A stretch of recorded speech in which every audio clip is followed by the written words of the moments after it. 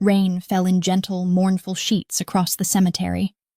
droplets sliding down the polished granite of Sofia Carvello's headstone, like tears that matched my own, as if the sky itself understood the weight of promises made and broken between the living and the dead. I never meant to fall in love with the most dangerous man in the city. Never intended for my heart to belong to someone whose hands were stained with the kind of darkness that ordinary people run from. But as I knelt before his mother's grave, a woman who had once saved my life when no one else would even look my way, I had no idea he was watching from the shadows. No idea he could hear me whisper, "I'm sorry I couldn't save you like you saved me, Sofia.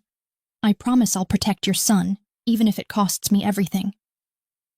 I didn't know those words would seal my fate. Didn't realize that by sunrise I'd be taken. That my whispered oath would become the chain binding me to a world I had only ever orbited from the periphery, never daring to step into its gravitational pull until fate forced my hand. The rain soaked through my thin black dress, plastering the fabric against my skin in a way that should have made me shiver. Yet I remained still, my fingers tracing the engraved letters of her name. Sofia Maria Carvello, beloved mother, feared matriarch, secret guardian angel to a girl who had been nothing but a stranger with bruised wrists and hollow eyes. 7 years had passed since she found me huddled in the back room of her charity foundation, hiding from my stepfather, whose rage had escalated from verbal lashings to the kind of physical violence that left marks no amount of makeup could hide. Marks that Sofia had noticed immediately, her sharp eyes missing nothing as she took in my hunched shoulders and downcast gaze, seeing straight through the carefully constructed facade I had built around my pain. "Some monsters wear the faces of those who should love us most," she had said in that husky, accented voice that somehow carried both warmth and steel, her manicured fingers lifting my chin so I had no choice but to meet her eyes. Eyes so like her son's that looking at them now in photographs sent shivers of recognition through me, though I had never officially met the man who had inherited her empire of shadows. "You will come with me tonight, Tesoro, and tomorrow we will make sure this man never touches you again," she had continued, making it sound so simple, so matter-of-fact, as if rescuing broken girls was something she did between board meetings and family dinners, her tone leaving no room for argument or gratitude, only compliance born from the instinctive understanding that this woman's word was law. I hadn't known then who she really was, hadn't realized that the elegant woman with kind eyes and a spine of steel was Sofia Carvello, wife of Vincent Carvello, the head of the most powerful criminal organization in the city. I only discovered later that the foundation where I had sought refuge was one of many legitimate businesses the family used to launder their blood money, a perfect front that allowed them to move in both worlds, the gleaming surface of respectability and the churning underbelly of violence and power. By the time I understood whose protection I had fallen under, it was too late to walk away. Too late to pretend that I could return to the mundane world of normal people with normal problems, especially after what happened to my stepfather 2 days after Sofia took me under her wing. A tragic car accident that left no witnesses,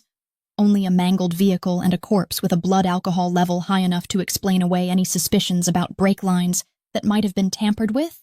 or the strange angle of impact that seemed almost deliberate.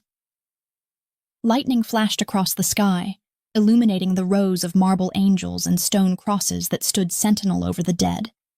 their shadows stretching toward me like reaching fingers as I placed the bouquet of white lilies, Sofia's favorite, against the headstone that seemed too small, too ordinary to contain the legacy of a woman who had lived so extraordinarily. "I've been keeping my promise, Sofia," I whispered, my words carried away by the wind that whipped my dark hair around my face, strands sticking to my tear-streaked cheeks as I continued my one-sided conversation with the woman who had changed the course of my life. "I've been watching over him from a distance, just like you asked me to, making sure he stays safe without ever knowing I exist, just another shadow among the many that follow him." The irony wasn't lost on me that I had become a nurse, someone dedicated to healing and saving lives, while simultaneously being connected, however peripherally, to an organization that took lives with calculated precision when necessary. The contradiction lived inside me like separate heartbeats, one gentle and nurturing, the other vigilant and fierce,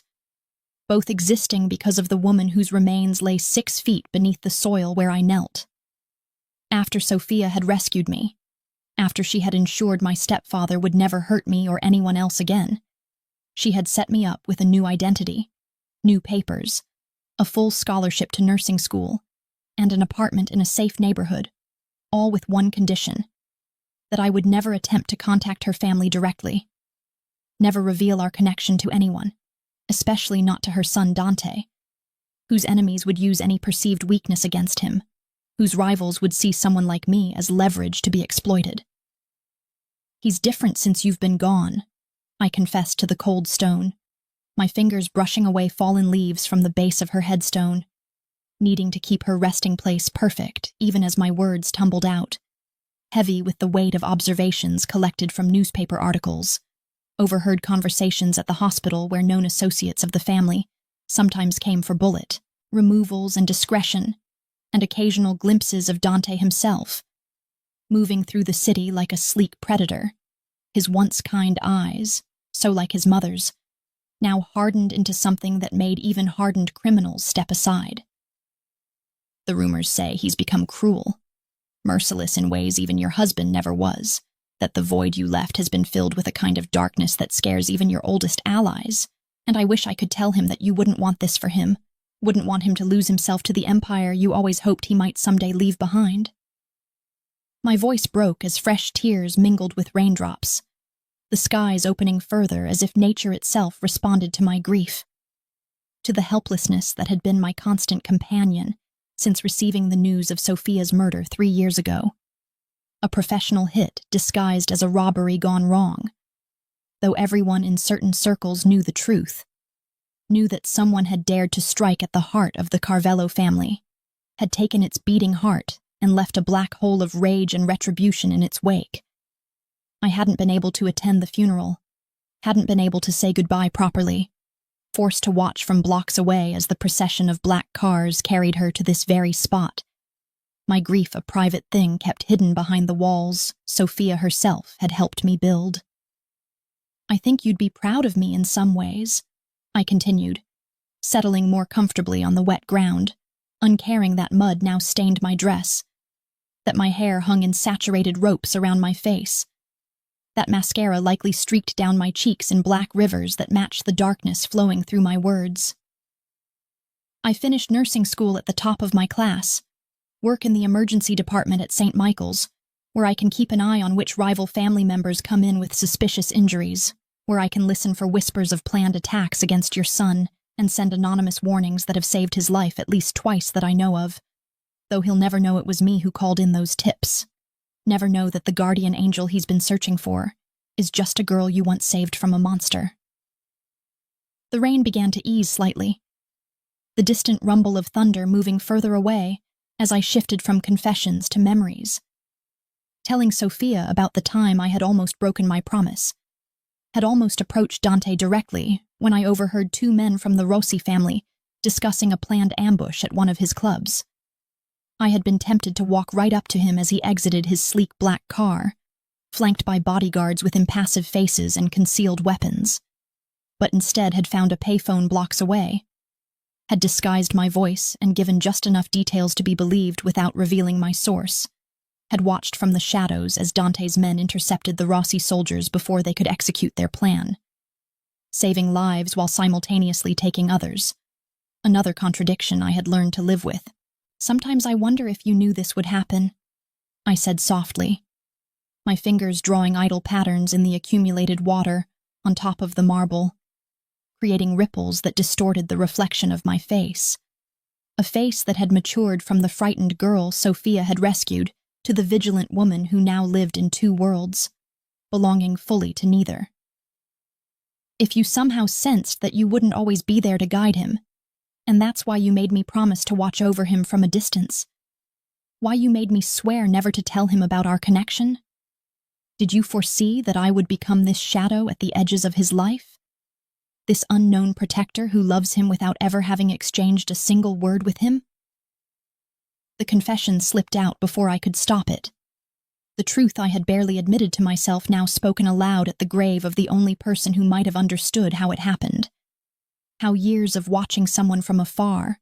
of learning their habits and protecting their life, could transform into a kind of love that made no logical sense. A love built not on interaction but observation. Not on shared experiences, but on shared loyalty to a woman who had saved us both in different ways. How pathetic it was to love a man who didn't know I existed. A man whose world would destroy me if I ever truly entered it. Whose enemies would see me as nothing but a weakness to exploit. Whose own nature had been twisted by grief and power into something both magnificent and terrible. I should let him go, I whispered, the words catching in my throat like broken glass, painful and sharp as I forced them out. Should move away from this city, start fresh somewhere his name isn't whispered in both fear and reverence, somewhere I can be just a nurse with a normal past and a future that doesn't revolve around keeping shadows at bay. But every time I think I'm ready to leave, I remember my promise to you. Remember that without me, there would be no one left who knows him as anything but the monster he's become. No one who remembers the boy you used to describe with such love in your voice. With trembling fingers, I reached into my bag and withdrew a small, worn photograph, one of only 2 possessions I had kept from my life before Sophia. A snapshot of a younger Dante at perhaps 16 or 17, his arm slung carelessly around his mother's shoulders, both of them laughing at something outside the frame, their matching dark eyes crinkled with genuine joy, their features softened by happiness rather than hardened by the weight of their family legacy. Sophia had given it to me years ago, had said, "This is who he really is, beneath everything else, and someday when the time is right, perhaps you will help him remember." Words that had seemed cryptic then, but now felt like a prophecy I was unequipped to fulfill. I don't know how to save him from himself, I admitted, carefully tucking the photo back into its waterproof sleeve, protecting this glimpse of who Dante had been before grief and vengeance reshaped him into the ruthless figure who now ruled the city's underworld with an iron fist. I don't know if anyone can pull him back from the edge he's walking, but I promise I'll keep trying. Keep watching over him as best I can, even if he never knows my name or the debt I owe your memory. The rain had stopped entirely now. The cemetery quiet except for the occasional drip of water from tree branches and the distant sound of cars passing on the road beyond the wrought iron gates. The world continuing its relentless forward motion, while I remained kneeling in this moment of stillness, in this conversation with the dead that somehow felt more real than many I'd had with the living. A cool breeze dried the tears on my cheeks as I pressed my fingertips to my lips and then to the top of Sophia's headstone, a gesture of farewell that felt woefully inadequate for all she had given me, all she had been to me. I should go, I said reluctantly, gathering my sodden bag and pushing my wet hair back from my face, aware that visiting hours would be ending soon, that the groundskeeper would begin his rounds to ensure no one remained among the graves after sunset. I'll come back next month with fresh flowers and more news, though I pray it will be better news than what I've brought today. As I rose to my feet, brushing ineffectually at the mud staining my knees, I felt it. That prickling sensation at the nape of my neck. The awareness of being watched that I had developed during years of living adjacent to a world where observation often preceded violence. Slowly, careful not to make any sudden movements, I scanned the cemetery, my eyes moving across granite monuments and marble angels, searching for the source of that unsettling feeling, finding nothing until a shadow detached itself from a massive oak tree some 30 feet away, a shadow that took the form of a tall man in an impeccably tailored black suit, his face partially obscured by the brim of an equally black hat, though nothing could hide the intensity of his gaze, a gaze I would have recognized anywhere, having studied photographs of those eyes for years. My heart slammed against my ribs, my breath catching painfully in my throat as Dante Carvello began walking toward me with the measured pace of a predator who knows its prey has nowhere to run. His expression unreadable except for a tightness around his mouth that spoke of controlled fury, or perhaps something worse. Curiosity. How long had he been standing there? How much had he heard of my one-sided conversation with his mother? Would he recognize my voice as the one who had called in those anonymous tips that had saved his life? Or would he see me only as a stranger trespassing at his mother's grave, speaking of things no stranger should know? I remained frozen in place as he approached, unable to run, unable to do anything but watch as the man I had protected from afar for years closed, the distance between us with each deliberate step, his presence growing more overwhelming with proximity, the breadth of his shoulders, the coiled strength evident even beneath the expensive cut of his suit, the aura of barely leashed power that surrounded him like a force field, pushing against my skin and making it difficult to breathe. When he finally stopped before me, close enough that I could smell the subtle notes of his cologne mingling with the scent of rain and wet earth, close enough that I could see the tiny scar bisecting his left eyebrow that wasn't visible in photographs, I knew with bone-deep certainty that my life as I had known it was over. "Who the fuck are you?" he asked in a voice like gravel wrapped in silk, dangerous and smooth all at once, his hand shooting out to grip my wrist before I could even think to step back, his fingers easily encircling the delicate bones, with a pressure just shy of painful as his eyes, Sophia's eyes, bored into mine with an intensity that stripped away every defense I had ever built. "And how did you know my mother?" His grip on my wrist tightened as rainwater dripped from the ends of my hair onto the muddy ground between us, each droplet marking the passing seconds in which I struggled to find my voice, to formulate any response that wouldn't immediately sign my death warrant in the eyes of a man who had executed people for far less than the intimate knowledge I possessed about his family, about his mother, about the private grief that had transformed him from the laughing boy in my treasured photograph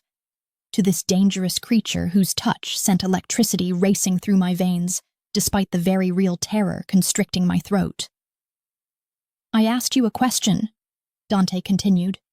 his voice dropping lower,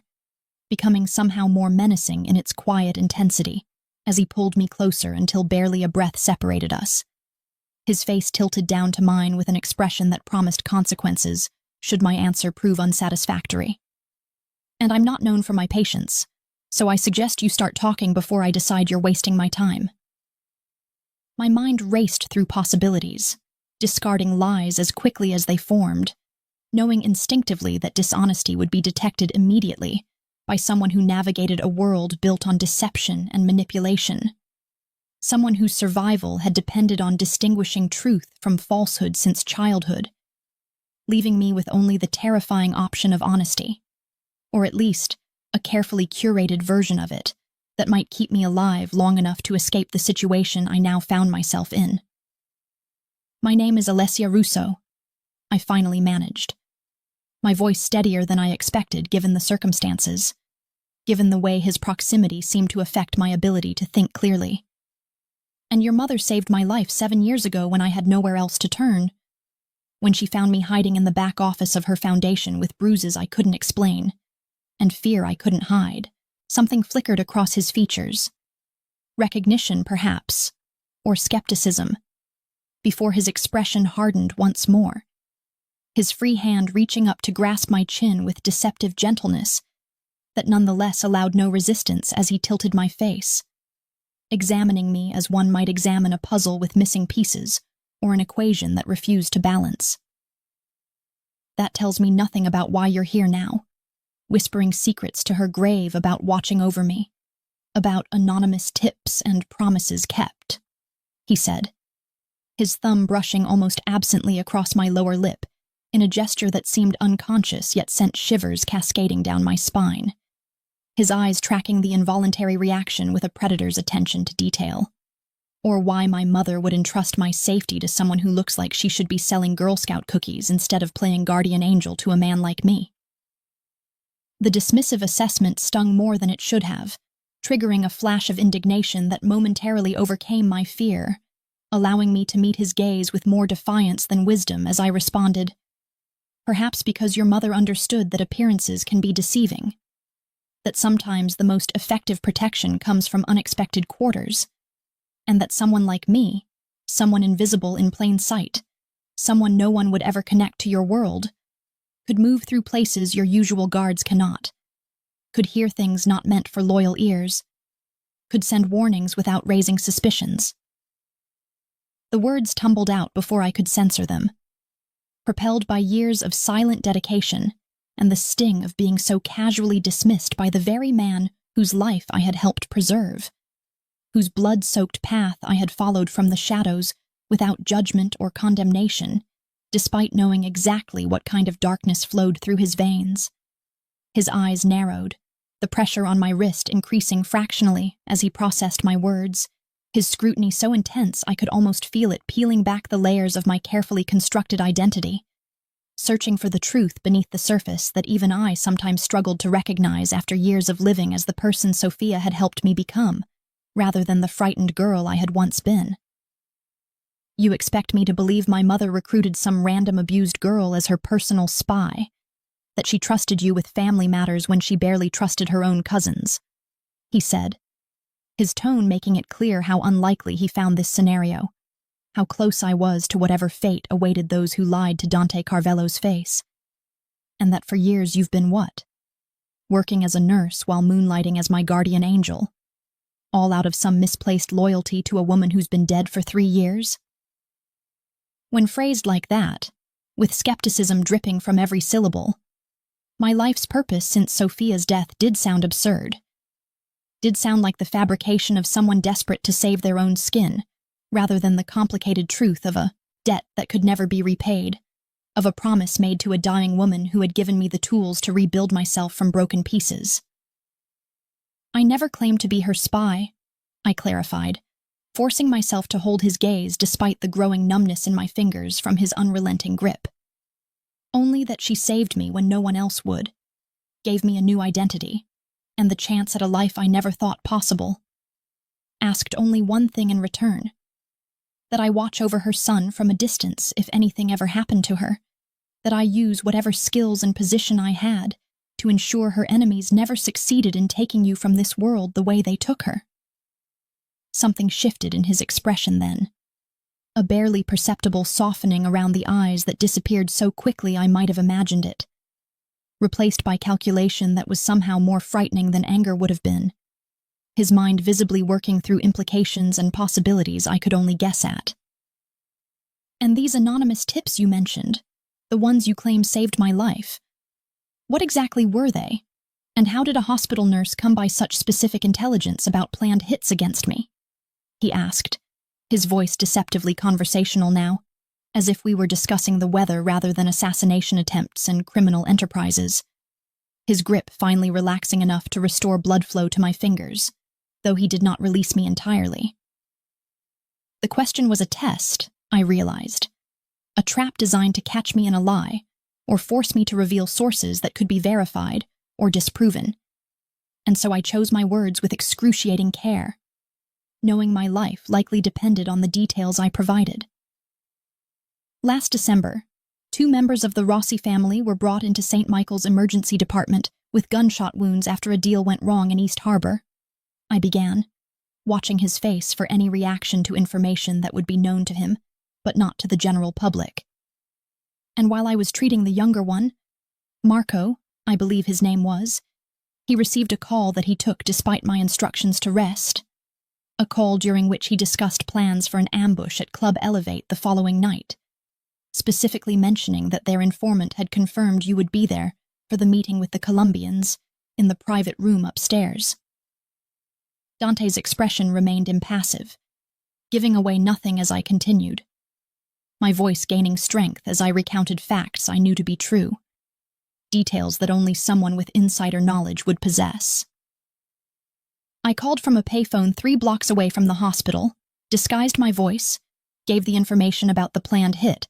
including the fact that they had someone on your security team feeding them your schedule, I said, watching as his eyes narrowed almost imperceptibly at this last detail, a fact that had not been made public, that had been handled internally with the kind of brutal efficiency the Carvello family was known for. The second time was in March, when Elena Rossi, their underboss's daughter, was brought in following a car accident that was clearly no accident given the deliberate damage to the vehicle's rear end, and while sedated, she mumbled about her father's plan to poison the shipment coming in through the North Docks, about how this time they would succeed where the club ambush had failed. A muscle ticked in his jaw as he absorbed this information, his gaze never leaving my face as he searched for deception, for the telltale signs of fabrication that would not be found because every word I spoke was truth. My truth. The reality I had lived for years, while he remained oblivious to my existence, to the silent protection I had provided at the behest of a woman we had both loved in different ways. And you expect me to believe that you risked your career, possibly your life, to pass along this information out of what? The goodness of your heart, loyalty to a dead woman, or perhaps you're harboring some schoolgirl fantasy about saving the big bad wolf and being rewarded with his undying gratitude. The mockery in his tone cut deeper than it should have, piercing the armor I had built around my heart over years of watching him from a distance, of knowing him through stories and photographs and glimpses that had somehow coalesced into feelings I had no right to harbor, no basis to justify. I expect nothing from you, I responded with quiet dignity that surprised even me, my chin lifting slightly despite his grip. Not gratitude, not recognition, certainly not reward. I did what I promised your mother I would do. What I will continue to do regardless of whether you believe me or not, because some debts can never be fully repaid. Some promises matter more than personal safety, or professional ethics, or even common sense. For a long moment, Dante simply stared at me, his expression unreadable as rain began to fall again in gentle, persistent drops that plastered my already damp hair to my face and neck, that beaded on his expensive suit without seeming to bother him in the slightest, as if weather itself understood not to inconvenience a man of his stature. Then, without warning, he released my wrist only to wrap his fingers around my upper arm instead, the grip less painful, but equally inescapable, as he began steering me toward the cemetery gates, with a determination that brooked no argument. We're continuing this conversation somewhere more private, he stated rather than suggested, his tone making it clear this was not a request but a command, one that carried consequences should I attempt to resist or flee. Panic fluttered in my chest like a trapped bird as I stumbled to keep pace with his longer strides, the reality of my situation crashing over me in waves of increasing terror. I was being taken by Dante Carvello, a man known for making problems disappear permanently, a man whose empire was built on violence and retribution, a man who had every reason to consider me a threat, given what I knew about his operations, his mother, his past.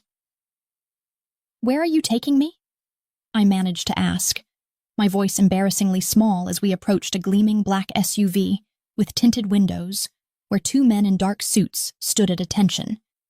their expressions shifting from alert boredom to intense interest as they caught sight of me being practically dragged alongside their boss. "Somewhere we can have a proper conversation about exactly how much you know, how you came to know it, and what I intend to do with you now that our paths have crossed," Dante replied with chilling casualness, nodding to one of his men who immediately opened the rear door of the vehicle, revealing an interior as luxurious as it was intimidating. All black leather and privacy screens, a mobile fortress designed for a man who lived with constant threats to his safety. "After you," he added with mock courtesy that did nothing to disguise the steel beneath his words, his hand on my back applying gentle but insistent pressure that guided me into the vehicle with no real opportunity to resist. As I slid across the cool leather seat, Dante followed, his large frame filling the space beside me in a way that made the spacious interior suddenly feel claustrophobic, his presence overwhelming even in silence as the door closed with a soft click that nonetheless sounded like a prison gate slamming shut on my future. "Alessia Russo," he murmured, testing my name on his tongue as if tasting an unfamiliar wine, determining whether it was genuine or counterfeit. We'll see if that's who you really are, if any part of your story holds water, and if my mother truly did entrust her precious son's safety to a slip of a girl with sad eyes and more courage than sense. The vehicle pulled away from the curb with silent efficiency, carrying me deeper into a world I had only ever observed from its edges. A world I had never intended to enter so directly, or under such precarious circumstances. A world where Dante Carvello's word was law, and my fate rested entirely in his manicured hands. Through the tinted windows, I watched the cemetery recede, Sophia's grave disappearing from view as we turned onto the main road, heading toward a destination unknown to me but undoubtedly planned by the dangerous man whose thigh pressed against mine despite the ample space available. A deliberate invasion of personal boundaries, meant to unsettle and intimidate. "If you're telling the truth, you have nothing to fear from me,"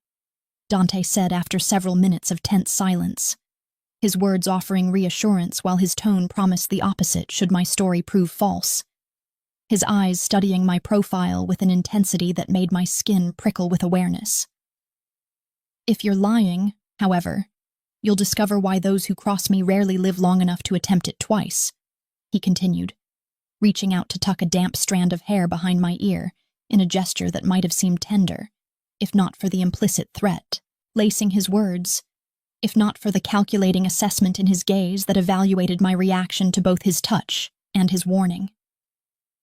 The SUV wound through the rain-slicked streets of the city, taking turns that disoriented me despite my familiarity with the area, deliberately obscuring our route as we moved deeper into the exclusive district, where old money and new power coexisted in uneasy alliance, where mansions stood behind wrought-iron gates and armed security, where the Carvello family had maintained their primary residence for generations. As we approached an imposing estate set back from the road, massive stone walls topped with discreet but undoubtedly state-of-the-art security measures surrounding a property that looked more fortress than home,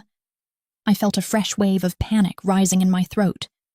threatening to choke me with the realization that I was being brought into the very heart of Dante's world, into a place few entered willingly, and fewer still left without his explicit permission. Guards at the gate waved us through with deferential nods, the massive iron barrier swinging open soundlessly to admit the vehicle, then closing behind us with finality that echoed the closing of possibilities in my mind. No escape, no witnesses, no one who would miss me immediately should I disappear within these walls. No one who would connect my absence to the man sitting beside me with predatory stillness, watching my mounting fear with something akin to satisfaction. As we pulled into a circular drive before a mansion that managed to be both classically elegant and subtly threatening, its stone facade gleaming wet in the fading daylight, Dante leaned closer, his breath warm against my ear as he whispered words that sent ice through my veins despite their surface courtesy. "Welcome to my home, Alessia Russo," he said, his voice silken with menace and something else I couldn't quite identify, something that made my heart race for reasons entirely unrelated to fear.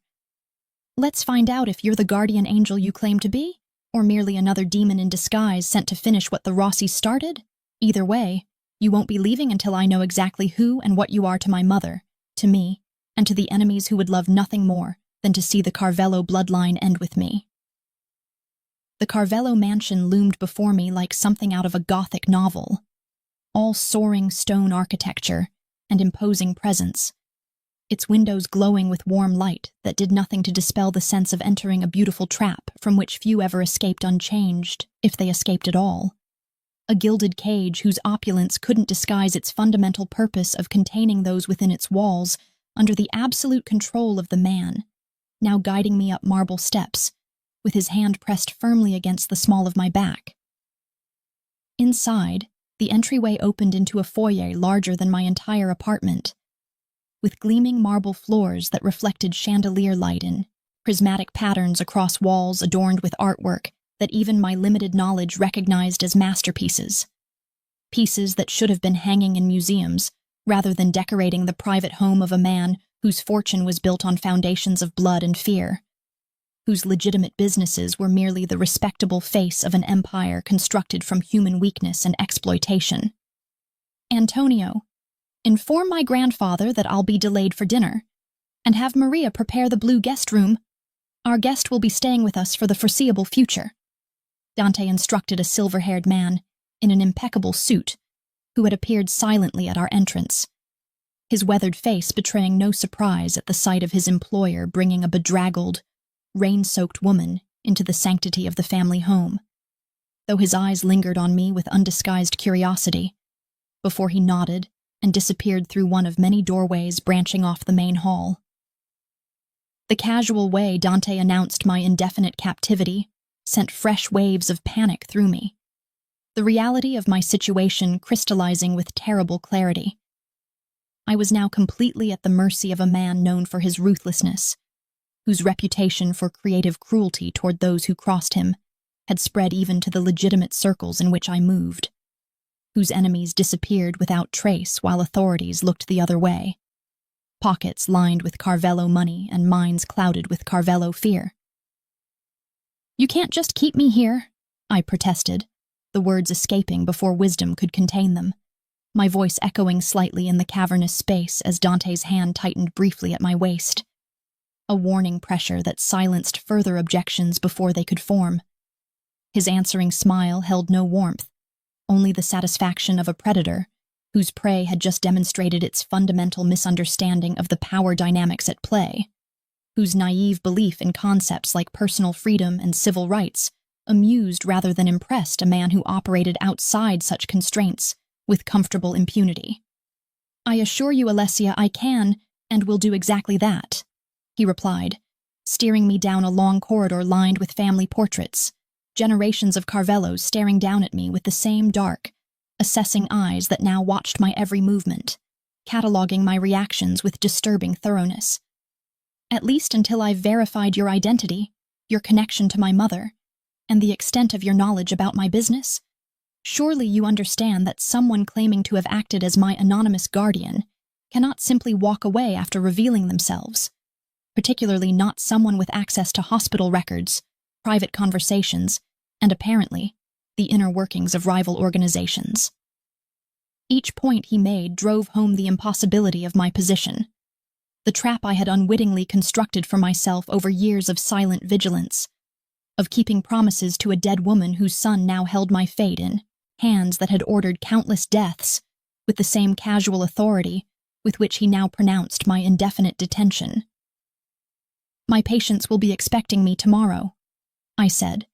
grasping at practical concerns in a desperate attempt to find leverage, to establish some connection to the outside world that might prevent my complete disappearance into the black hole of Dante Carvello's domain.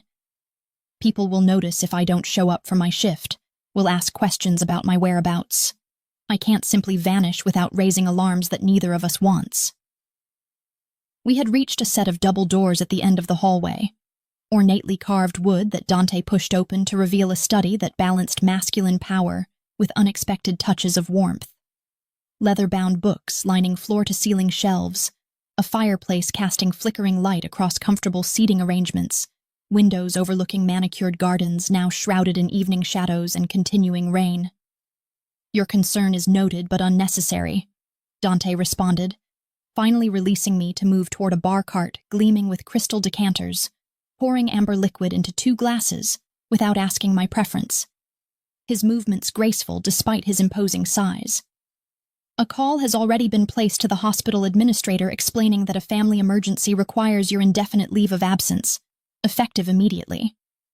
You'll find that the Carvello name still opens doors and silences questions in this city, particularly when accompanied by a generous donation to the hospital's new pediatric wing." The casual efficiency with which he had already begun erasing my existence in the outside world sent ice through my veins. The realization that within hours of discovering me at his mother's grave, he had already set in motion the machinery that would allow my disappearance to go unremarked, unquestioned, uninvestigated by those who might otherwise have noticed my absence. "You planned this before we even left the cemetery," I said, the accusation falling flat in the face of his obvious lack of remorse. his absolute conviction in his right to rearrange my life without consultation or consent. You never had any intention of letting me leave after hearing what I said to your mother. Dante approached with measured steps, extending one of the crystal tumblers toward me, his expression unreadable as firelight played across the sharp planes of his face, softening nothing, merely illuminating the dangerous beauty that had undoubtedly preceded many final visions of those who had underestimated the monster beneath the Armani suit. "Drink," he instructed rather than offered. "You look like you could use it, and we have a long conversation ahead of us,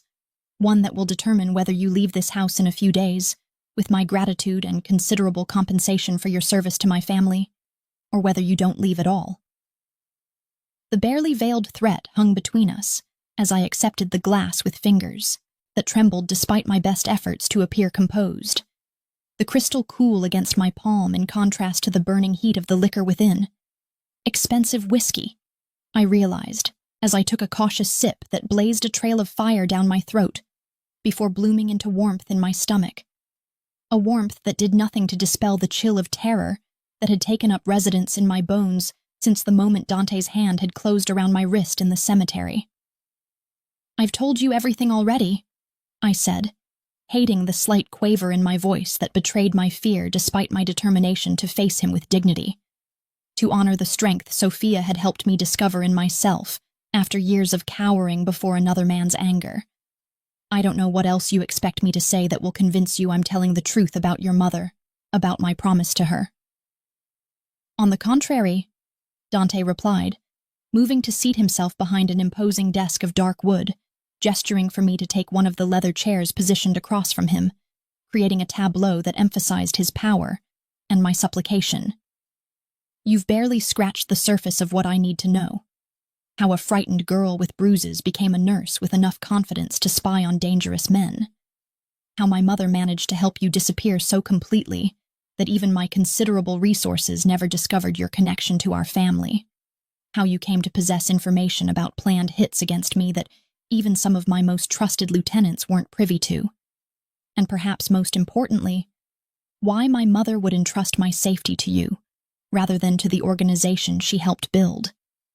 The network of loyalty and fear that has protected Carvelos for generations."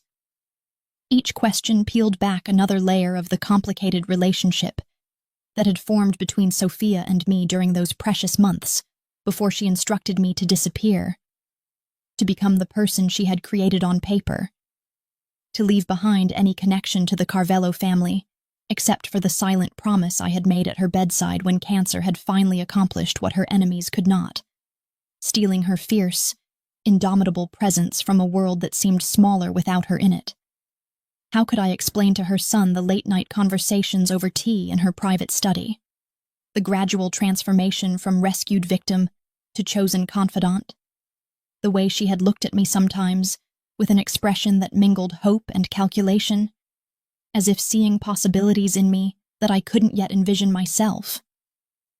"Your mother found me hiding in the back office of her foundation, with a split lip and bruises around my throat, courtesy of a stepfather whose temper had finally escalated from verbal abuse to physical violence that I feared would eventually kill me," I began, deciding that complete honesty was my only viable strategy, that Dante would detect any attempt at deception and interpret it as confirmation of ulterior motives or hidden agendas that didn't exist. She took one look at me and somehow knew exactly what was happening, didn't waste time with platitudes or offers to call authorities who had already failed me multiple times. Instead, she brought me to a private apartment she maintained for special projects, had a doctor treat my injuries without asking questions, and told me I would never have to return to that house or that man again. Dante's expression remained impassive as I spoke, his fingers steepled before him in a gesture reminiscent of his mother, a similarity that sent a pang of grief through me even as I continued my story, detailing how Sophia had arranged new identification documents, a scholarship to nursing school, an apartment in a secure building, all while teaching me to observe without being noticed, to listen without appearing to hear,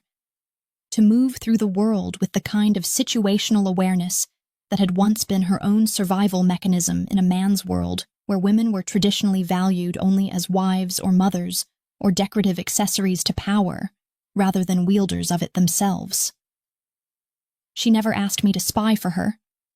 never involved me directly in family business, I clarified, needing him to understand that my role had never been that of an active participant in Carvello affairs, merely a background guardian watching over the son of a woman who had saved me when no one else would or could. But she made sure I understood the world she inhabited, the dangers that surrounded her family,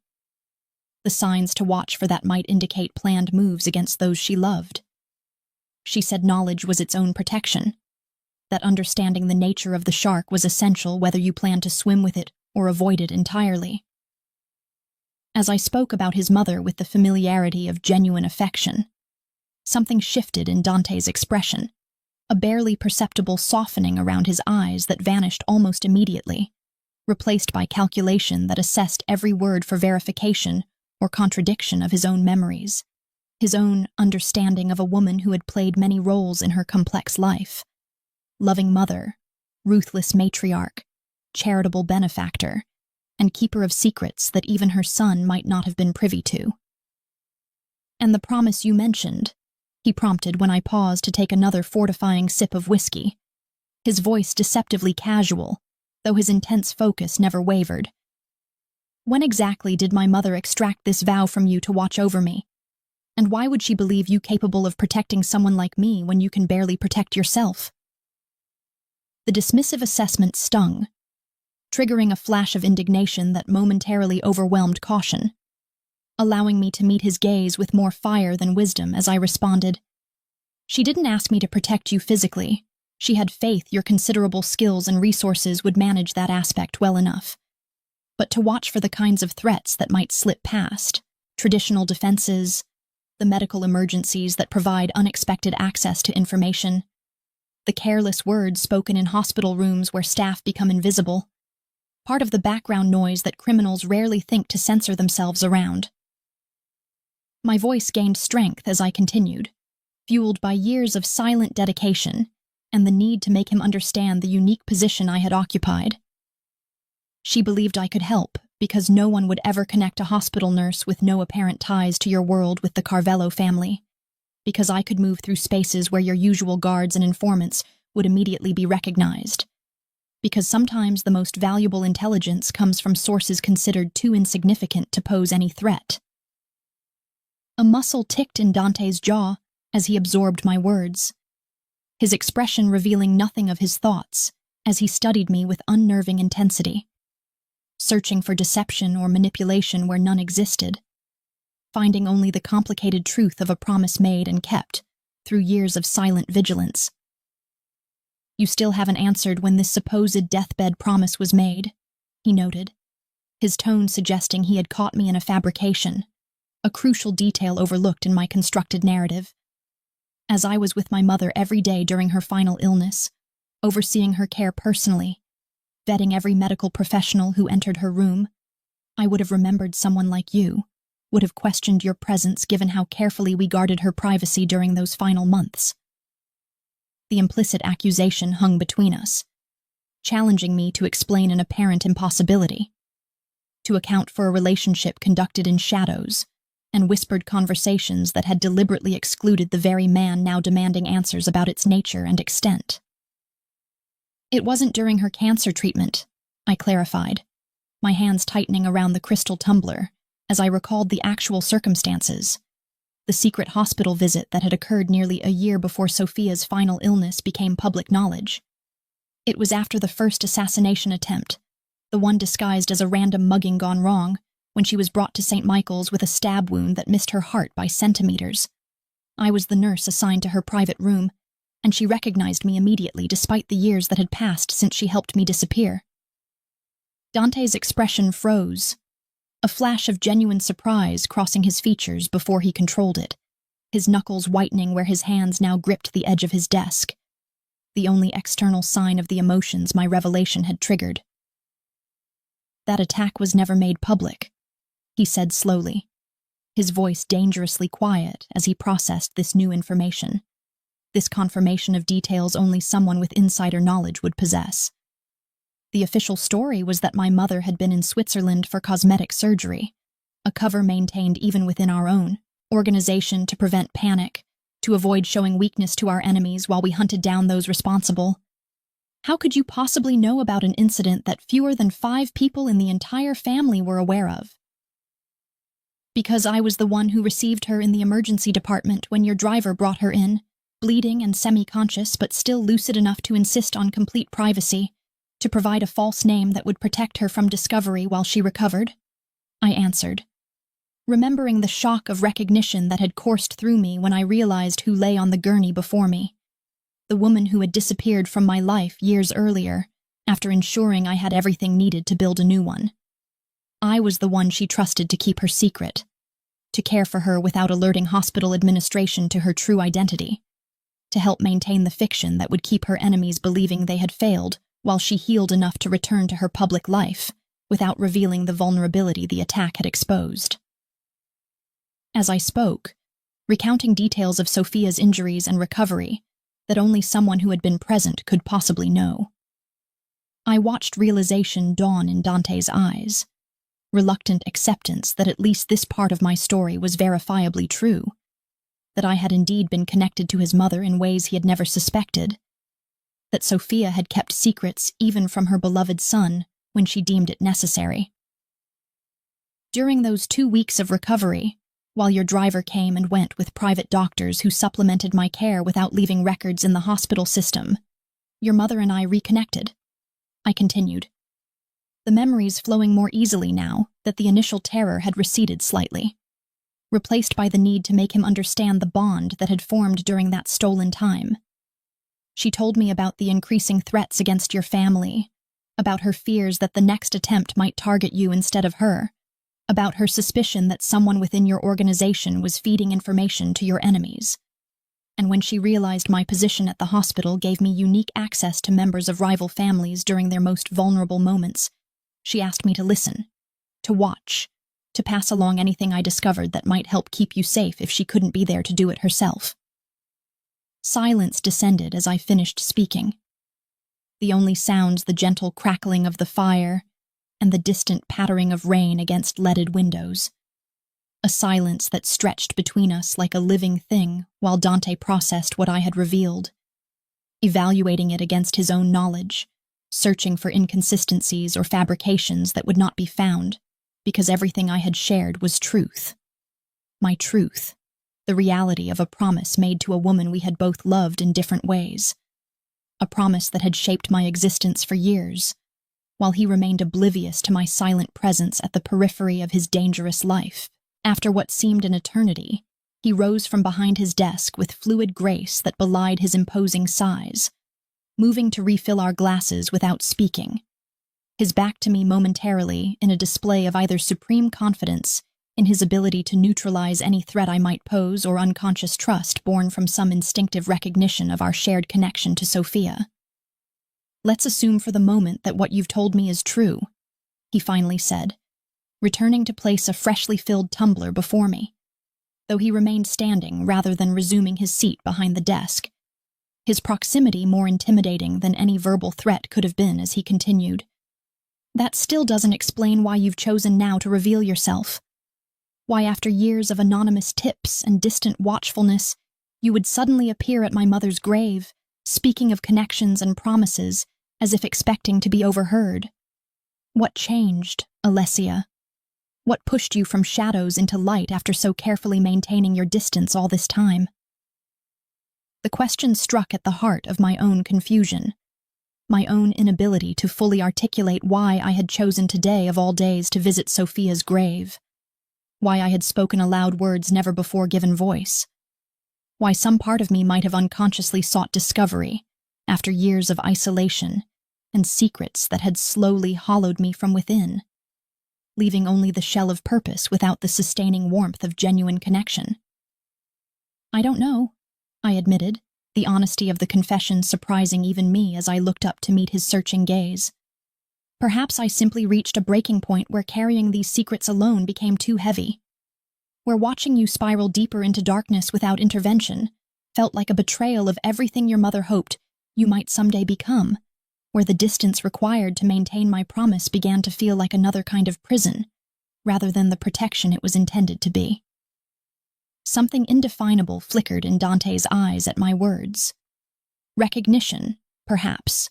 or a glimpse of the same isolation that had driven me to that rain-soaked confession at his mother's grave. The fundamental loneliness of lives lived behind carefully constructed facades that showed the world only what it expected to see rather than the complicated truth beneath. Before he could respond, however, the study door opened without warning to admit a stooped, elderly man leaning heavily on an ornate cane, his weathered face bearing the unmistakable Carvello features softened by age, but not diminished in their aristocratic pride. His sharp eyes moving between Dante and me with undisguised curiosity that transformed into shocking recognition when his gaze settled fully on my face. "Dio mio," the old man breathed, his free hand clutching at his heart as color drained from his face. His expression one of disbelief mingled with something that might have been either joy or terror. "Sophia was right. You are her, living ghost, the guardian she promised would come when we needed her most." Words that silenced whatever response Dante had been about to make, that transformed the atmosphere in the room from tense interrogation to stunned confusion as three pairs of eyes met in a tableau of questions without immediate answers, of connections not yet fully understood but impossible to ignore in the heavy silence that followed. "Nonno, what are you talking about?" Dante's voice cut through the stunned silence with razor-sharp precision, his attention shifting from me to his grandfather, with an intensity that seemed to physically manifest in the room, pressing against my skin like a tangible force as the elderly man continued to stare at me with eyes that held decades of secrets and sorrows, that somehow recognized something in my features that even I couldn't identify, something that had transformed his expression from polite curiosity to profound shock in the space of a single heartbeat. The tension crackling between the three of us felt electric, dangerous in ways I couldn't articulate, but sensed with every fiber of my being, as if we stood at the edge of revelations that might shatter the foundations upon which all our separate realities had been constructed, truths hidden beneath layers of calculated omission and deliberate misdirection that now threatened to emerge with the unstoppable force of floodwaters breaking through weakened barriers. "You look so much like her," the old man murmured, ignoring his grandson's demand for explanation as he took a halting step toward me, his wizened hand extended as if to touch my face before thinking better of it, dropping back to clutch his cane with whitened knuckles while his gaze continued its unsettling examination of features I had never considered remarkable in any way, certainly not similar enough to Sofia Carvello to provoke such visceral recognition from a man who had known her intimately throughout her life. The same eyes, the same proud tilt of the chin when confronted. Madonna mia, it's like seeing a ghost of what she might have been if life had been kinder, if choices had been different. My heart thundered against my ribs as the implications of his words registered, as possibilities I had never considered began to take horrifying shape in my mind. Possibilities that would transform everything I thought I knew about myself, about Sophia, about the nature of the debt I had spent years trying to repay through silent vigilance over a man who was now looking between his grandfather and me with growing suspicion, and something that might have been dawning comprehension, his expression hardening into dangerous stillness that promised consequences for secrets kept and truths withheld. "Grandfather," Dante said, his voice deceptively calm, though the muscle ticking in his jaw betrayed the storm brewing beneath his controlled exterior. "You will explain yourself immediately, before I draw conclusions that neither of us will find comfortable. What exactly did my mother tell you about this woman, and why are you looking at her as if you've seen a family ghost come back to haunt us?" The elderly Carvello, Vincent, I realized with a jolt of recognition, the former head of the family whose ruthlessness had been legendary before age and illness forced him to pass leadership to his son, and then grandson, straightened slightly, years seeming to fall away as he squared his shoulders in the face of Dante's barely contained fury. Family dynamics shifting before my eyes as grandfather and grandson engaged in silent warfare over secrets long buried, but now threatening to surface without permission or preparation. "Your mother came to me shortly before the cancer took her," Vincent finally said, each word measured as if tested for sharp edges before being released into the charged atmosphere between us. "Told me she had made arrangements for your protection that went beyond the traditional family structures, beyond the loyalty bought with money and fear that has sustained Carvelos for generations. Said she had found someone who would watch over you from places we couldn't reach, someone connected to our blood in ways that would ensure devotion beyond what any soldier or consigliere could provide." The implications hung heavy in the air, unspoken yet unmistakable, as Dante's gaze snapped back to me with renewed intensity, with calculation that measured my features against his own mental image of his mother, searching for similarities that might confirm the impossible conclusion forming in his mind. The conclusion that sent ice cascading through my veins as I gripped the arms of my chair for support against a revelation that threatened to collapse the foundations of my identity. "That's not possible," I whispered, the denial emerging before conscious thought could form. Instinctive rejection of a truth too enormous to process, too devastating to accept after years of believing I knew who and what I was, after constructing an entire life upon the bedrock of an identity that now seemed to be crumbling beneath me like sand. Sophia never, she would have told me, she couldn't have kept something like that secret, not when she knew how much you yearned for family, for belonging, for connections that weren't tainted by abuse and betrayal. Vincent finished for me, his perception uncomfortably accurate as he lowered himself into the chair beside mine with the careful movements of a man whose body had become an unreliable vessel for a still sharp mind, his proximity making escape impossible as he continued with gentle ruthlessness. "My daughter-in-law was many things, compassionate, brilliant, occasionally ruthless when circumstances required. But above all, she was a strategist who understood that sometimes the greatest protection lies in ignorance. That knowledge can be as dangerous as any weapon when placed in unprepared hands or revealed at inopportune moments." Dante remained unnaturally still throughout this exchange, his expression betraying nothing of the thoughts surely racing behind eyes that hadn't left my face since his grandfather's shocking insinuation, eyes that searched for confirmation of blood connection that would irrevocably alter the dynamics between us, that would transform me from mysterious protector to something far more complicated in the hierarchy of Carvelo relationships and responsibilities. "You're suggesting my mother had a child we knew nothing about," he finally said, each word precise and controlled, as if speaking them too forcefully might cause the entire room to detonate. "That she hid this daughter for decades, arranged a false identity and background elaborate enough to withstand scrutiny, maintained secret contact significant enough to extract promises of lifetime loyalty, all without anyone in the family discovering this deception, including my father who shared her bed and her life for over 30 years? The disbelief in his tone mirrored my own internal rejection of the possibility. Yet something cold and heavy settled in my stomach as pieces began shifting in my mind, reordering memories and interactions with Sophia in light of this new, terrible possibility. Her immediate response to my situation all those years ago. The resources committed to my new identity without expectation of repayment.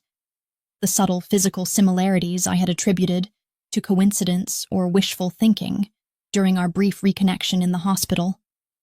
The promise extracted that had shaped my existence for years afterward. "When was your birthday, child?" Vincent asked, his weathered hand reaching out to clasp mine with surprising strength, anchoring me to the present moment when my mind threatened to fracture under the weight of implications cascading through my consciousness, reconfiguring my understanding of myself with each passing second. "February 12th, I answered automatically, the date I had celebrated my entire life, the only constant in an identity that now seemed to be dissolving around me like sugar in hot water, leaving behind only questions where certainties had once existed. Vincent's sharp intake of breath at my response sent fresh waves of unease coursing through me, his reaction confirming some private calculation that remained opaque to me, but clearly significant to him. Some alignment of dates and events that carried meaning beyond my comprehension, but evidently not beyond his. 9 months after Sophia's mysterious 3-month retreat to Switzerland following that unpleasantness with the Colombians, Vincent murmured, his words clearly meant for Dante rather than me. Providing context I lacked, but that transformed Dante's expression from skepticism to calculating reassessment, to the dawning realization that coincidences of this magnitude rarely existed in their world, where patterns and connections determined survival or destruction. She claimed exhaustion, needed privacy to recover from the strain of negotiations gone wrong. Returned changed in subtle ways that only those who knew her best could detect. More protective of her personal space. More determined than ever to secure the family's legitimate businesses, as if preparing alternatives to the life that had nearly destroyed her. The pieces continued rearranging themselves in my mind, forming a picture I desperately didn't want to see, yet couldn't look away from, a truth that would irreversibly alter not only my understanding of my past, but the trajectory of my future, particularly in relation to the man now staring at me with an expression that had shifted from suspicion to something far more complicated. Calculation mingled with dawning horror that mirrored my own internal turmoil. "Are you suggesting?" I began, my voice barely audible even in the hushed atmosphere of the study, "that Sofia Carvello was my biological mother, that she gave birth to me and then arranged for me to be adopted by strangers for reasons I can't begin to fathom, only to re-enter my life years later without acknowledging our supposed connection, without ever telling me the truth about who I really was to her?" The implications were staggering. The potential betrayal so profound, it threatened to collapse the pedestal upon which I had placed Sophia's memory for years, transforming her from savior to someone who had abandoned her own child, only to reclaim partial influence years later through manipulation and half-truths, through obligations disguised as generosity and protective distance masquerading as selfless concern. "If what you're suggesting is true," Dante interjected before his grandfather could respond, his voice tight with controlled fury that seemed directed not at me, but at the situation itself, at revelations emerging without warning or preparation, "then that would make Alessia my half-sister, would make her Carvello by blood regardless of whatever name she's been living under, would make her family in ways that supersede any promises or debts she believes she owes. Family that should have been acknowledged, protected, integrated rather than kept separate and ignorant of her rightful heritage." The word sister landed between us with the impact of a physical blow, transforming the inexplicable pull I had felt toward Dante for years from forbidden attraction to something potentially far more twisted and wrong, recasting every thought, every dream, every moment of awareness I had experienced while watching over him, from the shadows, with the taint of inappropriate desire for someone who shared my blood, someone connected to me through ties that should have inspired only familial affection, rather than the complicated emotions that had taken root in my heart during years of distant observation. Nausea rose in my throat as memories flooded back. The heat that had coursed through me when his fingers encircled my wrist at the cemetery, the awareness that had prickled along my skin when he stood too close in the SUV, the dreams that had haunted me on lonely nights when professional distance blurred with personal longing in ways I had justified as natural response to a man whose dangerous charisma affected everyone in his orbit. "I need proof," I managed, rising from my chair on unsteady legs that threatened to collapse beneath the weight of revelations too enormous to process in a single moment, my mind rejecting possibilities even as evidence continued accumulating in patterns impossible to ignore, in similarities of feature and gesture that seemed suddenly obvious now that they had been pointed out, in the inexplicable connection that had drawn me to Sophia from our first meeting, a connection I had attributed to gratitude and admiration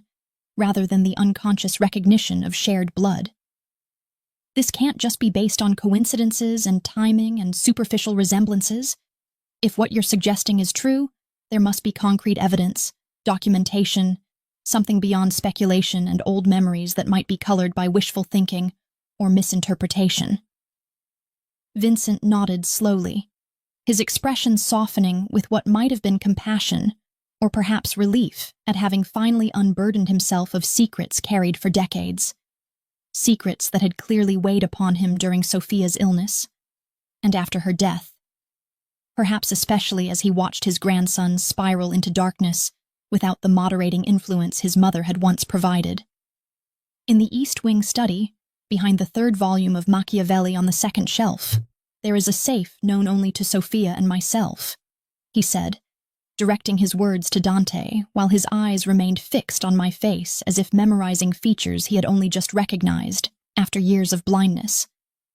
The combination is her wedding anniversary reversed. Inside you'll find a letter she left for this exact situation, instructions to be followed should her guardian angel ever reveal herself or circumstances force such revelation. She prepared for every contingency. Your mother anticipated scenarios others couldn't imagine because she had lived through dangers that taught her to leave nothing to chance. To create contingencies within contingencies, like a chess master thinking 10 moves ahead while opponents struggled to see 3. Dante hesitated only briefly before striding from the room with deadly purpose, his departure leaving a vacuum of tension in his wake as Vincent and I remained locked in silent contemplation of each other, of possibilities too monumental to be discussed casually, yet too pressing to be ignored in favor of social niceties or careful avoidance.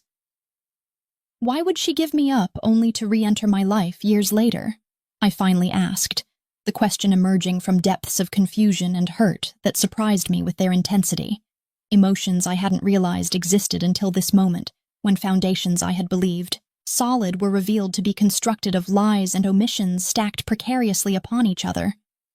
Why orchestrate such an elaborate reunion under false pretenses, rather than simply telling me the truth about who I was to her, about my place in a family I never knew existed beyond newspaper headlines and whispered rumors?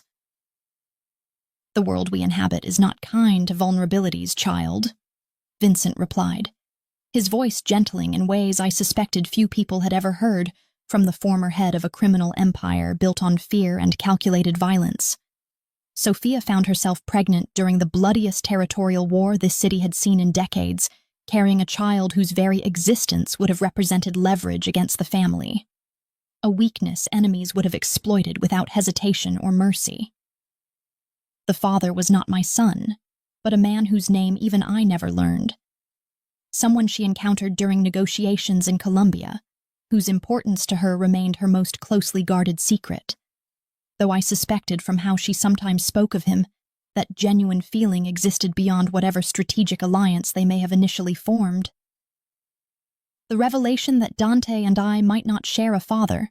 sent conflicting waves of relief and fresh confusion coursing through me. Relief that the inappropriate attraction I had felt might not be as forbidden as initially feared. Confusion over why this detail would have remained secret even within family circles, where paternity and bloodlines determined succession and loyalty in ways outsiders could barely comprehend. She arranged your adoption through intermediaries who didn't know the identity of the birth mother, Vincent continued, his words painting a picture of calculated distance and protective barriers erected to ensure no trail could ever lead back to the Carvello family, no connection be established that might endanger an innocent child.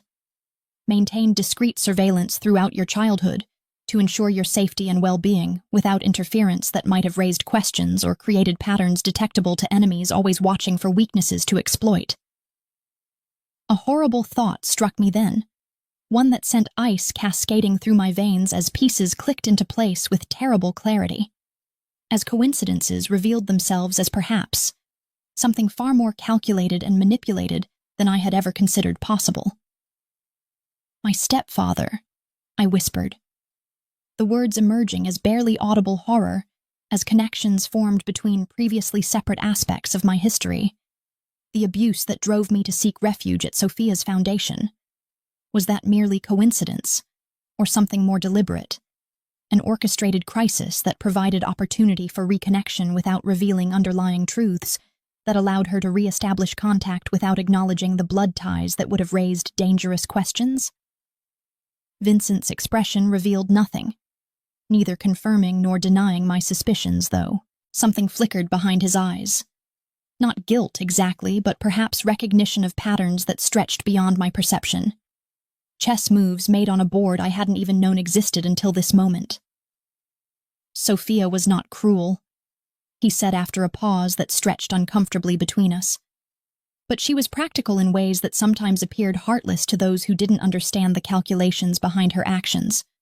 the weighing of immediate pain against long-term protection, of individual suffering against collective security. I cannot speak to her methods or motivations beyond what she shared with me, which was little enough even toward the end when secrets began weighing more heavily as death approached. Before I could press further, demand clearer answers to questions that multiplied with each passing minute, the study door burst open with enough force to rattle nearby bookshelves, admitting Dante with an expression of thunderous fury that transformed his handsome features into something almost unrecognizable, that sent instinctive fear coursing through me despite the growing possibility that we shared blood ties that should have precluded such visceral terror. In his hand, he clutched an envelope that had clearly been opened with more force than finesse, its contents partially visible as papers crushed within his white-knuckled grip, papers that seemed to be the source of the rage radiating from him in almost palpable waves as he stalked across the room to stand before me with barely controlled violence evident in every line of his body. "It was all a lie," he snarled, thrusting the crumpled papers toward me with such force that I flinched despite myself. Years of conditioning around angry men, creating automatic responses I couldn't entirely suppress, even after believing myself long past such instinctive fear. "Every word your precious Sophia told you, told us, told everyone, layers of deception so intricate even I can't determine where truth ends and manipulation begins, can't separate genuine protection from calculated control disguised as maternal concern." Confusion replaced fear as I tentatively accepted the papers from his outstretched hand, conscious of Vincent leaning forward in his chair with intent focus,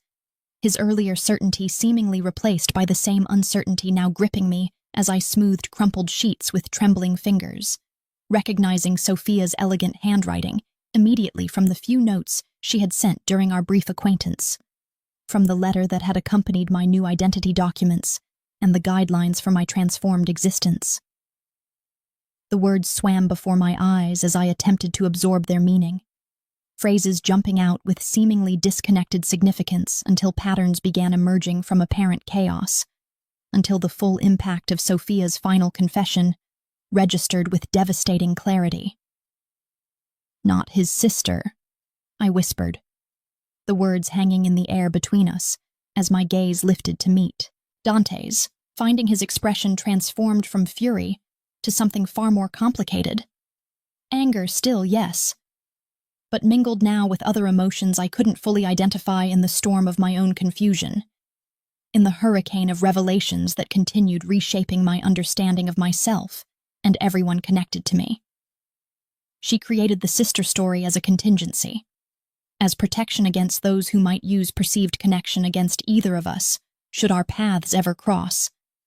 She knew her enemies would hesitate to harm a blood relation even to strike at you,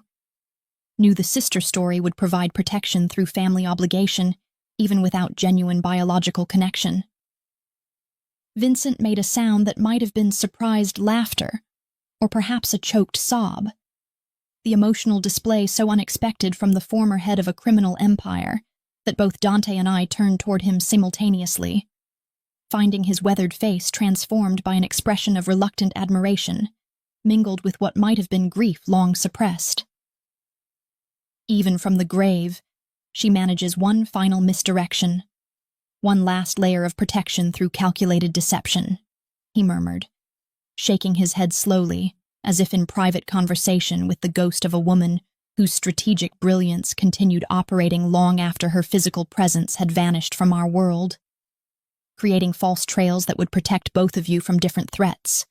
you from enemies who might hesitate to harm a Carvello by blood, Dante from those who might use emotional attachment against him should he develop feelings beyond fraternal obligation toward his mysterious guardian angel. The implication hung heavy between Dante and me, unspoken yet unmistakable as our gazes locked across the charged space separating us, as understanding dawned that the barrier I had believed existed between us had been artificially constructed by a woman who anticipated connections and complications long before they materialized, who played chess with human lives and emotions with the same calculated precision she had once applied to business negotiations and territorial disputes. The letter continued beyond this initial revelation, detailing how Sophia had indeed arranged my rescue from an abusive home, had created my new identity and educational opportunities, had established my position at the hospital, where I would have unique access to information valuable to Carvello interests, but not because of blood ties that demanded protection, merely because she had recognized in me qualities useful to her purposes, had seen potential for loyalty that could be cultivated through perceived debt and carefully nurtured gratitude rather than acknowledged kinship. She used you, Dante stated flatly, his voice devoid of the fury that had propelled him into the room moments earlier,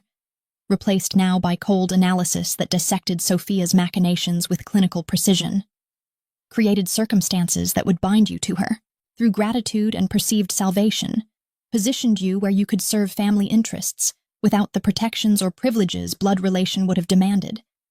Maintained your ignorance of larger machinations to ensure your reactions and loyalty appeared genuine to any watching eyes. My mother, the master strategist, creating pieces on her board without their knowledge or consent, positioning them for maximum effectiveness in games extending beyond her own lifetime. The assessment was brutal, yet impossible to refute, as I reread passages detailing Sophia's calculations with growing horror, her evaluation of my potential usefulness alongside contingency plans for various scenarios that might emerge following her death, including the possibility that Dante and I might develop connections beyond the guardian-ward dynamic she had initially established through my promise at her hospital bedside. The letter concluded with instructions should such connection develop. DNA tests to verify the absence of biological relationship that might complicate dynastic considerations, gradual integration into family operations to maximize my unique position within medical circles, careful management of public perception to maintain my value as an unaffiliated asset, while quietly establishing protections reserved for those acknowledged as under Carvello influence. "All this time," I whispered, pages slipping from nerveless fingers to scatter across the expensive carpet at my feet, the physical manifestation of my shattering worldview, of revelations too enormous to process in a single moment. I believed I was keeping a promise to someone who saved me out of compassion, out of basic human decency, never imagining I was simply another asset acquired and developed for family purposes, another piece moved on a board I couldn't even see, let alone understand. The betrayal cut deeper than I could have anticipated, reshaping not only my understanding of Sophia, but my perception of my own identity, my own agency in a life I had believed shaped by personal choices and professional dedication,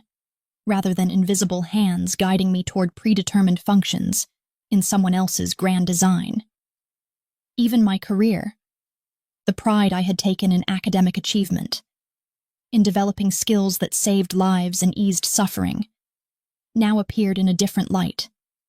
as preparation for a role I hadn't known I was being groomed to fill,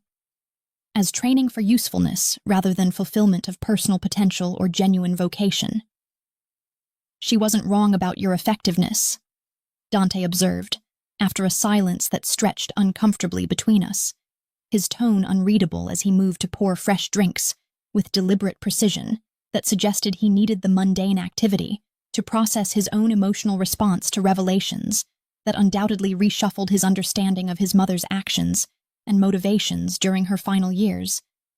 "The information you provided prevented at least 2 successful attempts on my life, preserved family interests during particularly vulnerable transitions. Whatever her methods in positioning you, your value to Carvello's survival remains undeniable, as does the debt we owe for services rendered, however unknowingly they may have been provided." The clinical assessment of my value sparked fresh anger, hot and cleansing as it burned through confusion and hurt, providing clarity that had been absent in the fog of revelations and recontextualized memories. "I am not an asset to be evaluated for continued usefulness," I stated, rising to my full height, despite the physical disadvantage when facing Dante's imposing stature, finding strength in righteous indignation that pushed aside the victim mentality that had threatened to engulf me moments earlier. Nor am I an unwitting pawn to be repositioned on the Carvello chessboard now that I understand the game being played. I am a person who made choices based on incomplete information. Yes, but those choices were still mine. The consequences of those decisions still shaped by my own moral compass rather than Sophia's invisible hand guiding my every move. Something shifted in Dante's expression then. Respect, perhaps, or recognition of a spirit not easily broken by revelations that might have destroyed someone with weaker foundations. Someone whose identity was entirely constructed around external validation, rather than internal strength developed through adversity and conscious choice. Before he could respond, however, the study door burst open without warning, admitting a breathless guard whose expression of controlled panic suggested emergencies beyond the personal revelations currently occupying our attention. Emergencies of the kind that had defined Carvello existence for generations. Violence, betrayal, threats requiring immediate response rather than philosophical contemplation of motivations and manipulations long past changing. "Don Carvello!" the guard gasped, his attention fixed on Dante with the singular focus of someone delivering potentially fatal news to the only person who could possibly address the threat it represented. "We've got incoming. Multiple vehicles approaching the east gate, automatic weapons visible through surveillance. No warning from usual channels. Looks like Rossi made their move and brought friends from the Colombian cartels with them." The transformation that overcame Dante was immediate and absolute. Personal turmoil vanishing beneath the mantle of leadership that settled across his shoulders with practiced ease. Emotional complexity replaced by tactical assessment that categorized threats and resources with machine-like efficiency. Human vulnerabilities subsumed beneath the armor of command that had kept Carvello's alive and dominant through generations of similar challenges. "Get my grandfather to the panic room. Full security protocol alpha," he ordered, already moving toward a painting that I suddenly realized likely concealed a weapons cache, or perhaps access to defensive positions planned long before this particular emergency materialized. "Alert all security teams, activate perimeter countermeasures, and prepare for potential breach. They wouldn't come this heavily armed unless they believed they had inside information about our defenses." The phrase, "inside information," triggered something in my memory, connections forming between disparate pieces of hospital gossip and overheard conversations that had seemed insignificant individually, but now coalesced into patterns too specific to be coincidental, too detailed to be dismissed as general knowledge available to anyone planning an assault on Carvello territory. "Marco Rossi," I said, the name emerging before conscious thought could censor the information, drawing Dante's laser focus back to me with intensity that might have been frightening under other circumstances, but now felt like appropriate recognition of critical intelligence. "Last week at the hospital, chest wound from what he claimed was a bar fight gone wrong. He received multiple visits from your uncle, Anthony Carvello, conversations conducted in whispers, but with enough carelessness that I overheard references to security rotations, blind spots in surveillance, access codes that would bypass primary alarm systems." The revelation landed with the impact of a physical blow, Dante's expression freezing into a mask of controlled fury as pieces clicked into place, as betrayal from within the family circle registered with devastating clarity alongside the approaching external threat, creating a perfect storm of danger that threatened not only his leadership but the survival of everyone within the Carvello compound. "My mother's suspicions were correct," he said, his voice deadly quiet as he processed this confirmation of internal treachery that had remained invisible despite his best efforts at detection. "We have a traitor within the family itself, one whose position grants access to exactly the kind of information that would make tonight's attack possible, that would transform what should be a suicidal assault into a potentially successful coup against established leadership." Vincent's weathered face had gone ashen at this revelation. Decades of family loyalty and blood ties collapsing beneath the weight of confirmed betrayal from someone whose very name carried the burden and privilege of Carvello heritage, whose actions threatened not only current leadership, but the accumulated power and influence of generations. "Anthony was always jealous of your father's position," he murmured, pieces of family history realigning in light of current crisis, past slights, and perceived injustices finding expression in present treachery. Resented being passed over when leadership transferred. Nursed grievances without visible signs until this moment, when opportunity and resources align to support ambitions long suppressed beneath surface loyalty. The walls of the study suddenly seemed confining rather than protective.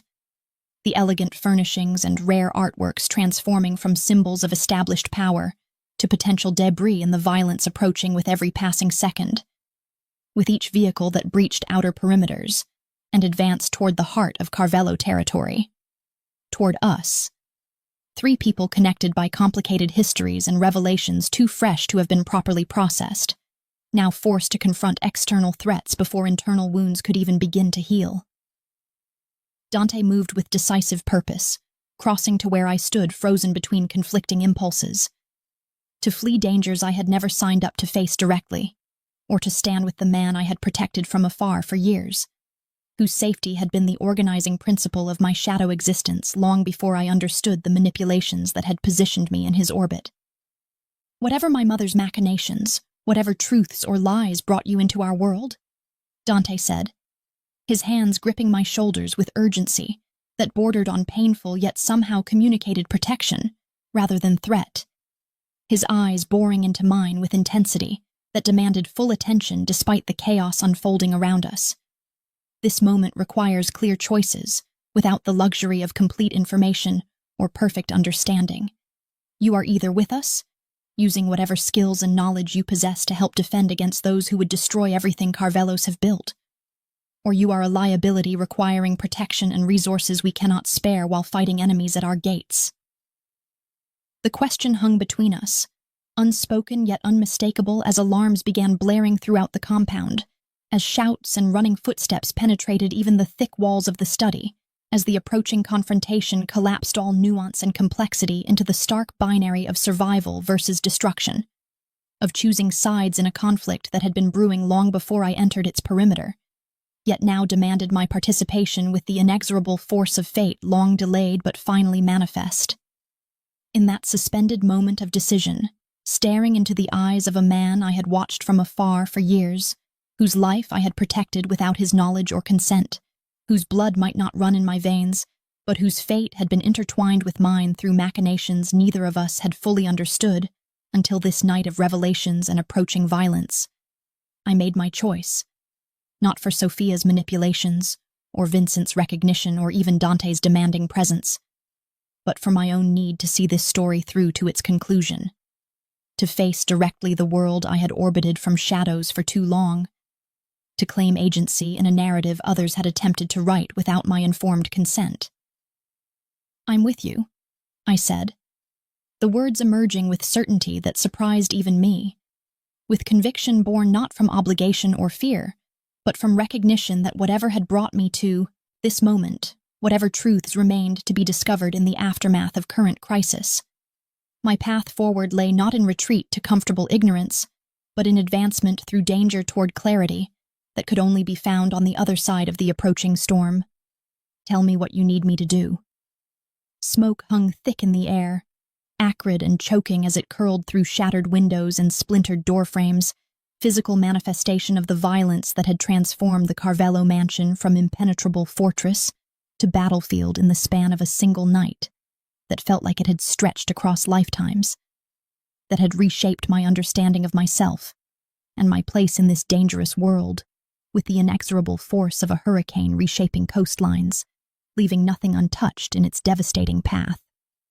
The once immaculate marble floors now bore testament to the ferocity of combat, smeared with blood that formed macabre patterns as it mingled with water from sprinkler systems triggered during the assault,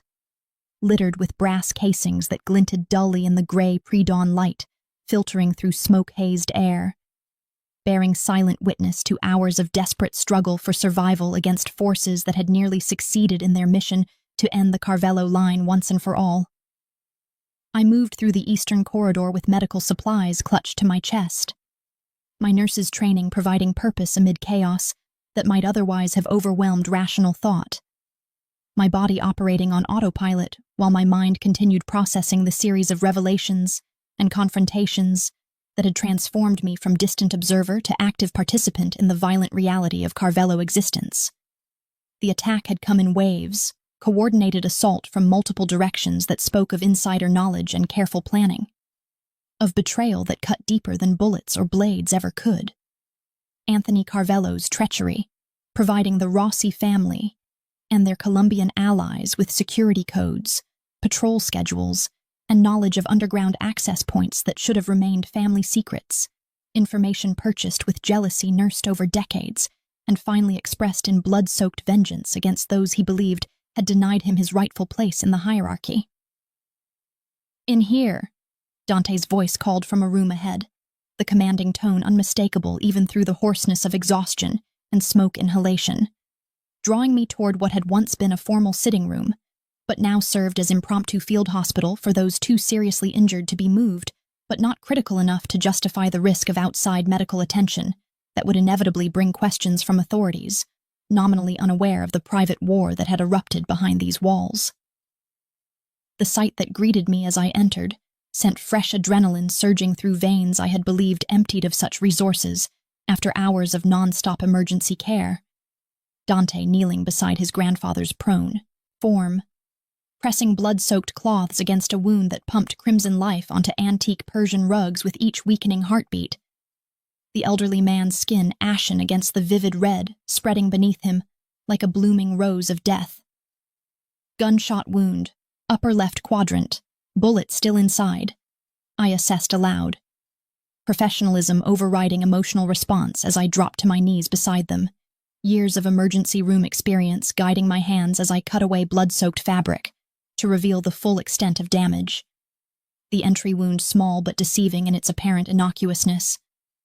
The internal damage likely extensive based on the volume of blood loss and the positioning that suggested potential organ involvement.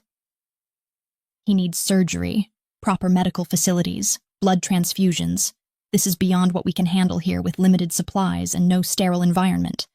I continued, already reaching for pressure bandages while mentally calculating survival odds that diminished with each passing minute, with each weakening pulse beneath my fingertips. Moving him would kill him faster than keeping him here, Dante responded, his voice steady despite the fear evident in eyes that had witnessed too much death this night already, that now confronted the potential loss of the last remaining link to his childhood, to the family history that had shaped him into the man who had somehow held his people together through hours of assault that should have broken lesser leaders. "You're what we have, Alessia, what he has, the only chance at survival until we can secure the compound completely, establish safe corridors for specialized medical personnel, ensure no secondary attacks await the moment we expose vulnerabilities through external medical transport." The trust implicit in those words settled across my shoulders like physical weight. Responsibility I hadn't asked for yet, couldn't reject in the face of immediate need that transcended complicated histories and manipulated connections, that demanded response based on skills I possessed, regardless of how those skills had been developed or directed throughout my unusual journey to this blood-soaked moment. "I'll need more supplies, better light, at least 2 people to assist," I said, transitioning fully into the medical professional I had become through years of education and practical experience, identity I had claimed through personal dedication rather than external manipulation, strength I had developed that now served purposes I could never have anticipated, yet couldn't refuse in the face of human suffering that demanded response regardless of family politics or personal revelations.